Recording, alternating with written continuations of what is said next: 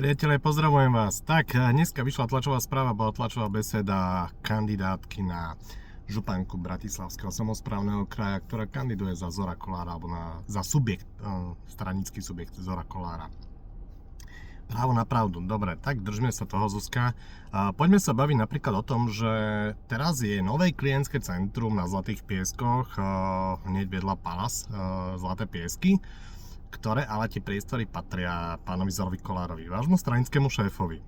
Keď sa tam pôjdete pozrieť, možno to na prvý pohľad neudrie do očí, ale celé tie priestory sú totižto kvázi sklad.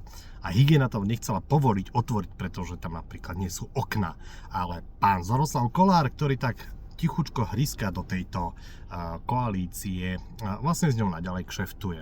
A môžeme sa pobaviť napríklad aj o tom, čo chcú zverejniť vaši kolegovia ohľadne jedného nemenovaného kandidáta a videa, kde sa venujú nejakým praktikám. Dobre, poďme sa porozprávať o praktikách, ktoré preferuje váš stranický šéf. Verte mi, jeho kamaráti v aute pod vplyvom alkoholu povedia veľmi veľa vecí. Takže poďme sa baviť o pravde a poďme zverejňovať pravdu o vašom stranickom šéfovi. Je otázne, dokedy budete mať ešte kožu na ksichte a budete chcieť ďalej kandidovať a šíriť lži, ktoré vám váš stranický šéf naordinuje.